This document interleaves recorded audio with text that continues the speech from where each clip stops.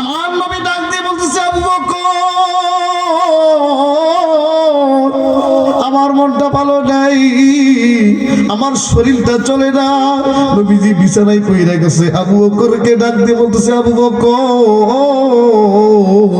যারে আজকে তুই আমি নবীর জায়গায় ইমামতি করবি। নবীজি আদেশ দিছে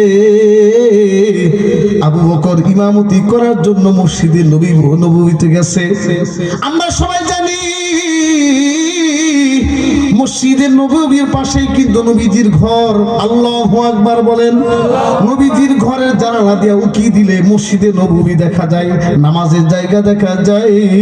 আবু বকর ইমামতি গেছে, নবীজির মনটা মানে না, কারণ নবীজি মনে মনে চিন্তা করতেছে আমি নবী কোনদিন নামাজ ছাড়ি নাই, জামাত ছাড়া নামাজ পড়ি নাই, জামাত ছাড়া আমার আপনার নবী কোনদিন নামাজ পড়ে নাই।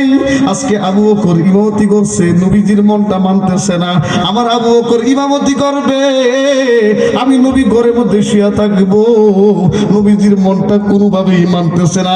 আমার মুসলমান বন্ধু, আবু বকর নামাজ পড়াই, আমার নবী কতক্ষণ পর জানালা দিয়ে উকি দিয়ে আবু বকরের দিকে তাকাই, নবীজির মনটা কোনোভাবেই মানে না।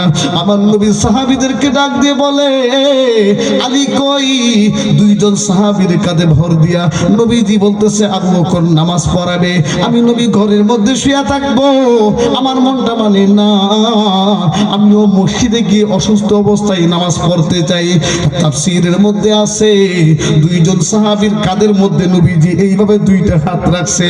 হযরত আলী রাদিয়াল্লাহু তাআলা আনহু, আব্দুল্লাহ ইবনে আব্বাস রাদিয়াল্লাহু তাআলা আনহু, দুইজন সাহাবীর কাঁধের মধ্যে বর কইরা আমার আপনার নবী মসজিদে নববীতে যাই। আমার আপনার নবী আবু বকর ইমামতির নামাজ আদায় করে। আবু বকর নামাজ শেষ করলো, আবু বকর ডাক দিয়ে বলতেছে, নবীজি আমি আপনার কাছে একটা জিনিস জানতে চাই। আপনি তো আল্লাহর বন্ধু,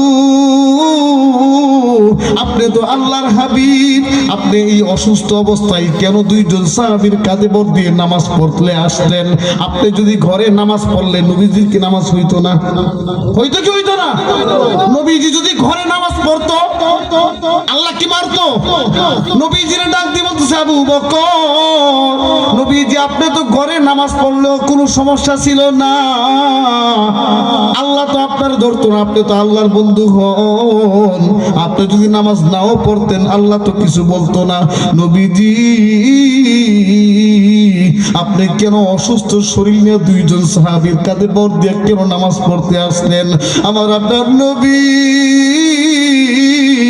আবু বকরকে ডাক দিয়ে বলে, ও আবু বকর আমি নবী ঘরের মধ্যে নামাজ পড়লে কিন্তু আমার আল্লাহ আমার বন্ধু আমার নামাজ কবুল করতো, আমি এই জন্য এত কষ্ট কইরা দুইজন সাহাবীর কাঁধে ভর কইরা আমি এজন্য মসজিদের মধ্যে নামাজ পড়তে আসলাম। আমি আমার উম্মতরে এটাই শিক্ষা দিতেছি, উম্মতরে নামাজ ছাড়া তোর কোনো গতি নাই, যতই কষ্ট হোক মসজিদ ছাড়া নামাজ পড়বি না, জামাতে করবি না।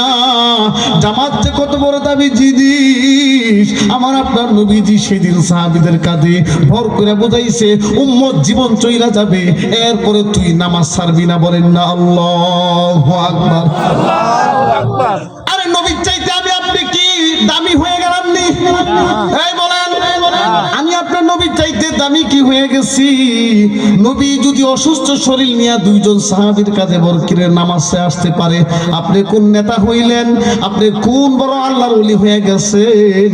আপনি সুস্থ শরীর নিয়ে ওই নবীর উম্মত হইয়া নামাজে আসেন না?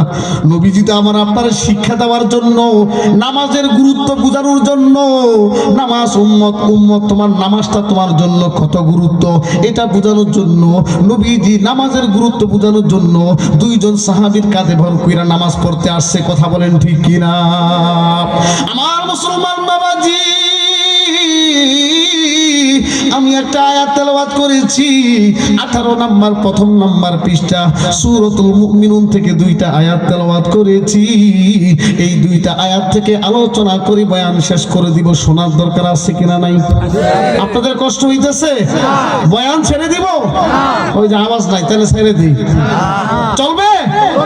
জিকির করি লা ইলাহা ইল্লাল্লাহ, লা ইলাহা ইল্লাল্লাহ, লা ইলাহা ইল্লাল্লাহ, লা ইলাহা ইল্লাল্লাহ। আচ্ছা বলেন তো, আজকে ঠান্ডা কি কম নাকি বেশি? শুধু বেশি না, অনেক বেশি। কথা বলেন ঠিক কিনা? আমি